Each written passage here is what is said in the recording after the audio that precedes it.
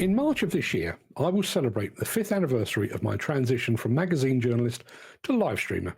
Just a few months later, all things being equal, I will broadcast the 1000th episode of this show, The Breakfast Show.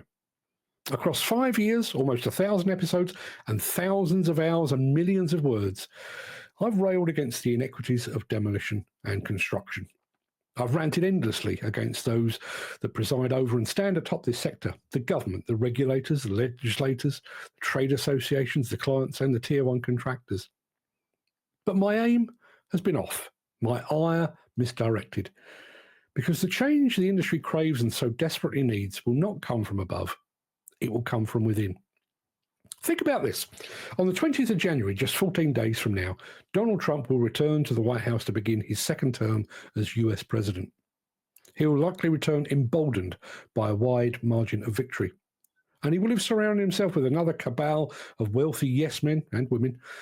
He'll be dismissive of anyone that does not share his narrow worldview, and he will once again seek to divide the US, pitting citizens against one another, drawing battle lines based upon wealth, race, colour, and gender.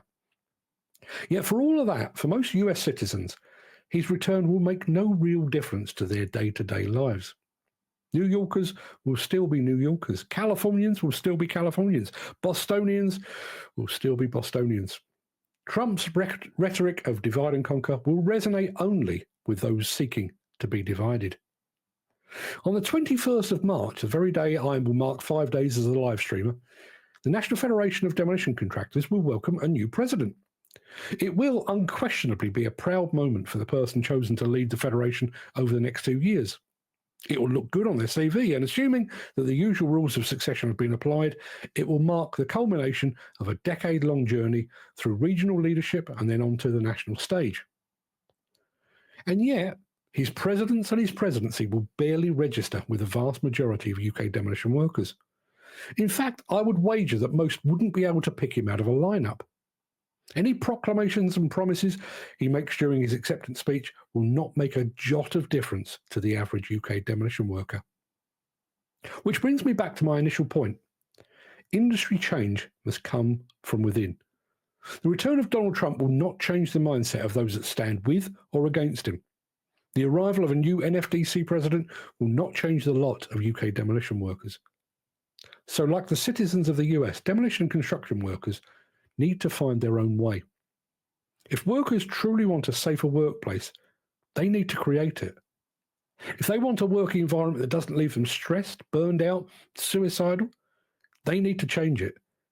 If they want to work alongside the best, most competent colleagues, regardless of their race or gender, then they must call out racism and misogyny when they see it. If they want their competence and experience to be recognised and rewarded appropriately, then they should stand up and fight against the erosion of true competence in favour of plastic cards that serve only those that sell them. I'd love to round this off by stating change starts here, but it doesn't. If there is to be meaningful, significant and lasting change, it will need to come from every single industry worker. And maybe that's only right. The industry has been broken for a long, long time. If it is to be repaired and renewed, then who better to do it than the very people that have held it together for so long?